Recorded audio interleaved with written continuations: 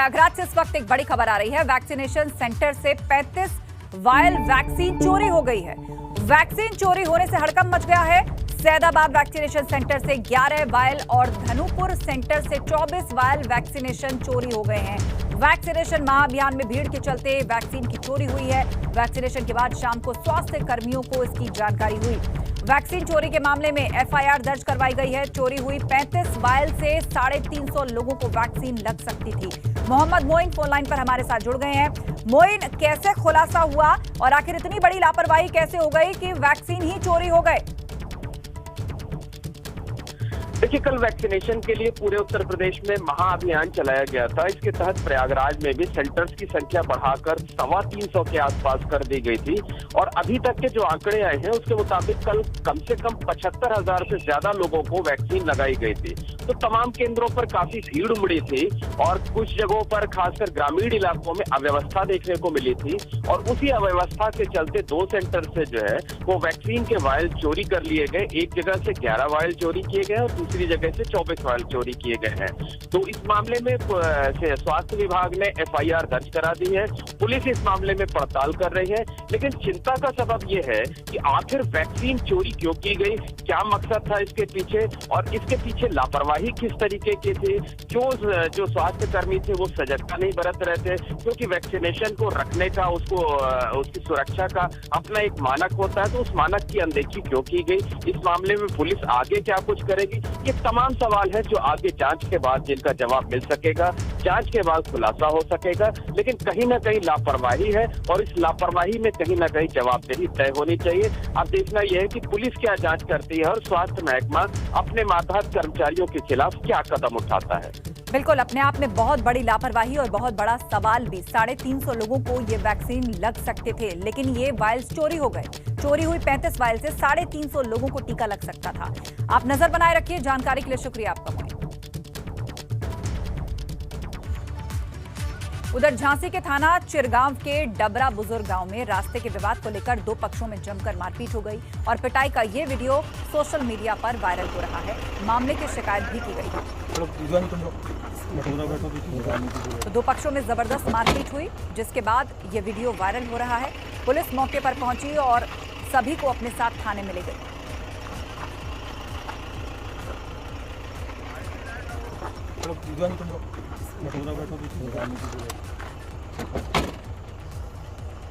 झांसी से एक खबर, जहां 2 गुटों में आपसी भिड़ंत हो गई। जबरदस्त मारपीट लोगों के बीच में हुई, कई लोग चोटिल भी हुए। बाद में पुलिस मौके पर पहुंची, उस झगड़े को शांत कराया और इन सभी को अपने साथ ले गई। मारपीट का वीडियो भी सोशल मीडिया पर वायरल हो रहा है। अगली खबर की ओर बढ़ते हैं। राष्ट्रपति रामनाथ कोविंद आज गोरखपुर दौरे पर रहेंगे। महामहिम का 10:40 पर गोरखपुर एयरपोर्ट पर पहुंचने का कार्यक्रम है। यहां पर 10 मिनट रुकने के बाद 10:50 पर सेना के हेलीकॉप्टर से वो रवाना हो जाएंगे। करीब 11 बजे भटहट के पिपरी स्थित हेलीपैड पर पहुंचेंगे और फिर सड़क मार्ग से 11:10 पर गुरु गोरखनाथ आयुष विश्वविद्यालय के शिलान्यास स्थल पर जाएंगे। वहां पर भूमि पूजन शिलान्यास होगा और यहीं लोगों को संबोधित भी करेंगे राष्ट्रपति रामनाथ कोविंद। इस कार्यक्रम के बाद वो सड़क के रास्ते हेलीपैड पहुंचेंगे और वहां से हेलीकॉप्टर द्वारा दोपहर 12:15 बजे महायोगी गुरु गोरखनाथ विश्वविद्यालय परिसर स्थित हेलीपैड पर जाएंगे। सुबह 10:40 पर वायुसेना के विमान से गोरखपुर एयरपोर्ट पर पहुंचेंगे और यहां से हेलीकॉप्टर से पिपरी और वहां से सोनबरसा जाएंगे। सोनबरसा में दोपहर बाद 3 बजे हेलीकॉप्टर से एयरपोर्ट पहुंचेंगे और वहां से वायुसेना के विमान से 3:15 बजे लखनऊ रवाना हो जाएंगे। एक दिन के दौरे के दौरान करीब 4.5 घंटे से कुछ ज्यादा का वक्त वो गोरखपुर में रहेंगे। तो आज गोरखपुर में है राष्ट्रपति रामनाथ कोविंद और दिन भर समय के मुताबिक कब वो कहां होंगे, किस कार्यक्रम में पहुंचेंगे, ये हम आपको बता रहे हैं। उनका मिनट टू मिनट कार्यक्रम। यूपी दौरे के तीसरे दिन गोरखपुर में रहेंगे राष्ट्रपति रामनाथ कोविंद। 4 घंटे 35 मिनट का वक्त जब वो गोरखपुर में अलग अलग कार्यक्रमों में बिताएंगे। अहम है आयुष विश्वविद्यालय का शिलान्यास और यहीं पर वो जनसभा को भी संबोधित करेंगे। सीएम योगी खुद व्यवस्थाओं का जायजा ले रहे हैं। अभी लखनऊ में है महामहिम और थोड़ी देर बाद वो रवाना हो जाएंगे। आज राष्ट्रपति का गोरखपुर दौरा है और उसके बाद कल यानी कि रविवार के दिन अयोध्या जाएंगे राष्ट्रपति। यहां पर भी राम मंदिर परिसर और आसपास के इलाके को चमकाया जा रहा है, रंगारोगन ठीक किया जा रहा है। यहां वो स्पेशल प्रेसिडेंशियल ट्रेन के माध्यम से पहुंचेंगे और रेलवे स्टेशन से लेकर राम जन्मभूमि तक, मंदिर परिसर तक साफ सफाई और रंगारोगन का काम चल रहा है। कुछ सांस्कृतिक कार्यक्रम भी रास्ते में प्रस्तुत किए जाएंगे, जिनका आज रिहर्सल भी होना है। तो राष्ट्रपति के 2 दिन के कार्यक्रम, 4 दिन का यूपी दौरा, आज उसका तीसरा दिन है। शनिवार और रविवार को वो कहां होंगे वो हम आपको बता रहे हैं। फिलहाल लखनऊ में है और थोड़ी देर में गोरखपुर पहुंचेंगे।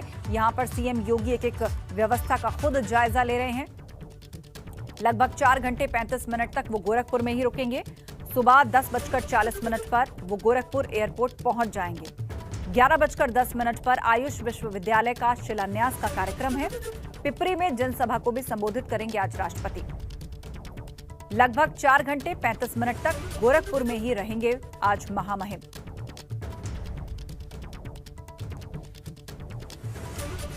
चार दिन के यूपी दौरे का आज तीसरा दिन है और आज के दिन गोरखपुर में रहेंगे।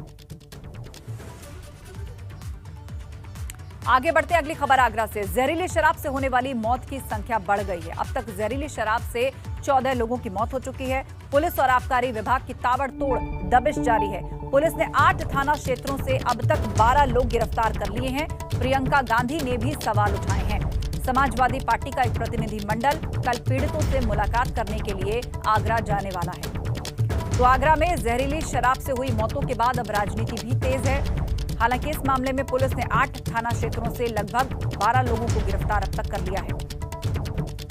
जहरीली शराब से होने वाली मौत की संख्या अब बढ़ गई है। 14 लोगों की मौत अब तक हो चुकी है, जिसके बाद हड़कंप मचा हुआ है। सीएम योगी ने भी अब शराब माफियाओं और इस तरह अवैध और जहरीली शराब बनाने वालों पर सख्ती से पेश आने के निर्देश दिए हैं। इस ड्राइव को जो पूरे यूपी में चल रहा है उसको और सख्ती से लागू करने के आदेश दे दिए हैं। दूसरी तरफ मामले पर राजनीति भी हो रही है। सपा का एक प्रतिनिधि मंडल कल आगरा आने वाला है।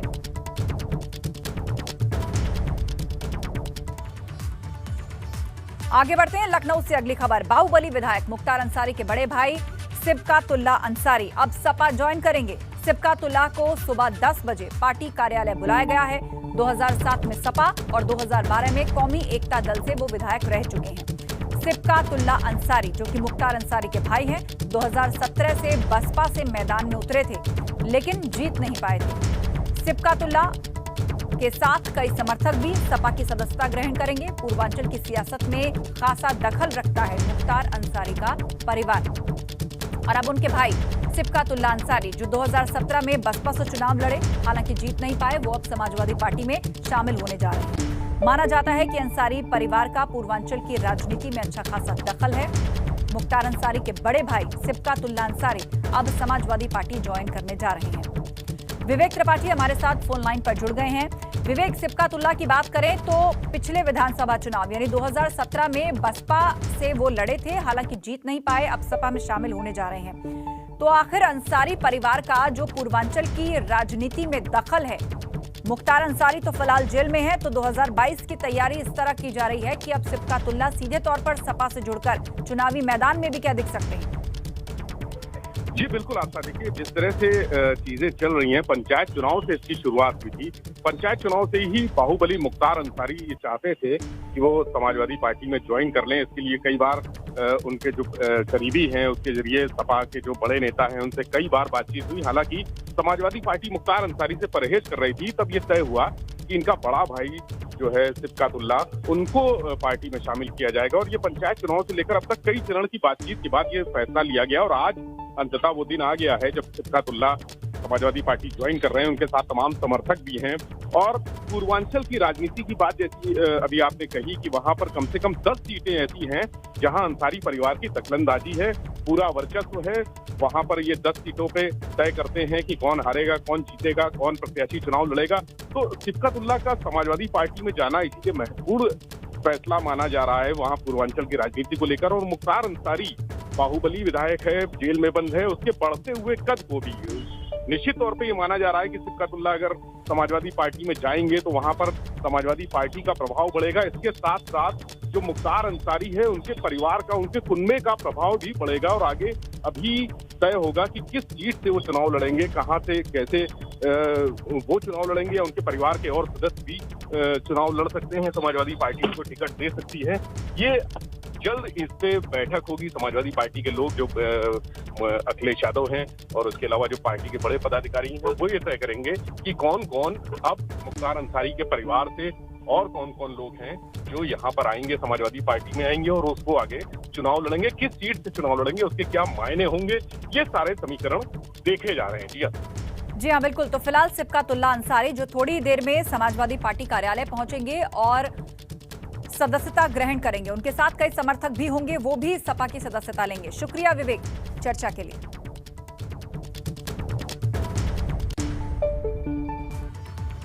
उधर देश में कोविड वैक्सीनेशन को लेकर नया रिकॉर्ड बन गया है। पहली बार एक दिन में 1 करोड़ लोगों को वैक्सीन लगी है। प्रधानमंत्री मोदी, गृह मंत्री अमित शाह ने इस पर खुशी जताई है। वैक्सीनेशन अभियान सफल बनाने पर बधाई, ये लिखा है प्रधानमंत्री मोदी ने। नए भारत की दृढ़ इच्छा शक्ति और अपार क्षमता का ये प्रतिबिंब है, ये कहा है गृह मंत्री अमित शाह ने।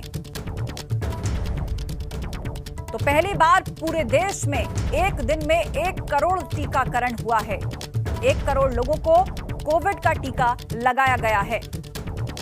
नए भारत की दृढ़ इच्छा शक्ति और अपार क्षमता का प्रतिबिंब है। गृह मंत्री अमित शाह ने यह प्रतिक्रिया दी है इस बड़ी उपलब्धि पर।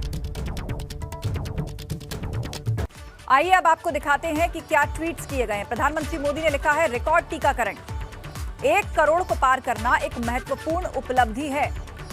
टीका लगवाने वालों और टीकाकरण अभियान को सफल बनाने वालों को बधाई। गृह मंत्री ने लिखा है, एक दिन में 1 करोड़ वैक्सीन। ये आंकड़ा नए भारत की दृढ़ इच्छा शक्ति व अपार क्षमता का प्रतिबिंब है। एक दूरदर्शी व कर्मठ नेतृत्व से कैसे एक देश कोरोना से सफल लड़ाई लड़ता है, पूरे विश्व में उदाहरण स्थापित कर सकता है। ये पीएम मोदी जी के नेतृत्व वाले नए भारत ने दुनिया को दिखाया है। स्वास्थ्य मंत्री मनसुख मांडविया ने भी ट्वीट किया है और उन्होंने लिखा है, सबका साथ, सबका विकास, सबका विश्वास, सबका प्रयास। ये वही प्रयास है जिससे देश ने एक दिन में 1 करोड़ से अधिक टीके लगाने का आंकड़ा पार कर लिया है। स्वास्थ्य कर्मियों का अथक परिश्रम व पीएम नरेंद्र मोदी जी का धन्यवाद।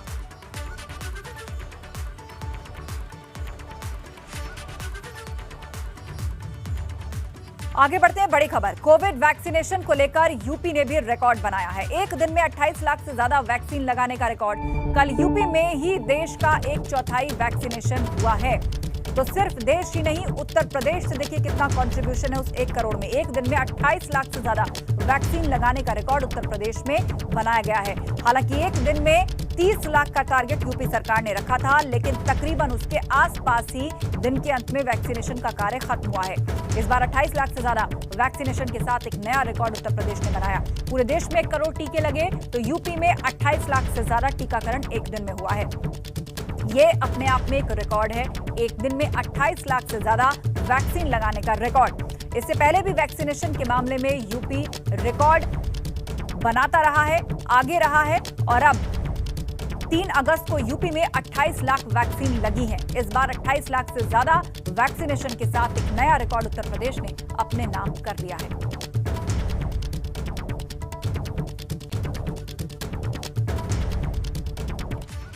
आगे बढ़ते हैं, अगली बड़ी खबर। गाजीपुर से मुख्तार अंसारी पर कार्रवाई जारी है। 170 मीटर अवैध कब्जे को प्रशासन ने खाली करवा लिया है।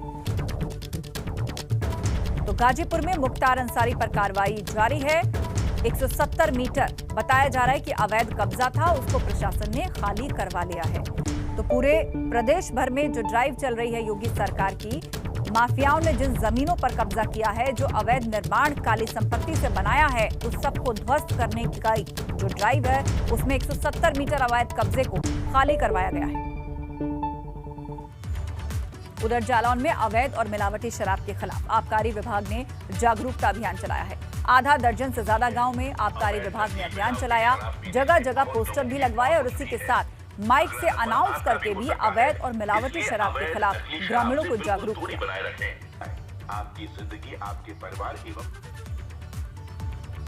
अगली बड़ी खबर वाराणसी से बिरला और एलबीएस हॉस्पिटल खाली करने का नोटिस दिया गया है। 26 अगस्त को 2 गुटों में बवाल के बाद आदेश जारी किया गया। बिरला और राजाराम हॉस्टल के 11 छात्रों पर मुकदमा दर्ज किया गया है। सीसीटीवी के जरिए तोड़फोड़ करने वालों की ही पहचान हो रही है। हॉस्टल परिसर में भारी संख्या में पुलिस बल तैनात है। अगली खबर की ओर बढ़ते हैं जो हमें बरेली से मिल रही है। पप्पू गिरधारी की मुश्किलें बढ़ गई हैं। केस ट्रांसफर अर्जी के विरोध में नियुक्त हुए 3 अधिवक्ता जैन दंपति हत्याकांड में पप्पू गिरधारी के खिलाफ गैर जमानती वारंट जारी हो गया है। 2 सितंबर को मामले में सुनवाई होगी। उत्तराखंड की कैबिनेट मंत्री रेखा आर्या के पति हैं पप्पू गिरधारी। तो जैन दंपति हत्याकांड में पप्पू गिरधारी के खिलाफ गैर जमानती वारंट जारी हो गया है। 2 सितंबर को मामले में सुनवाई होगी।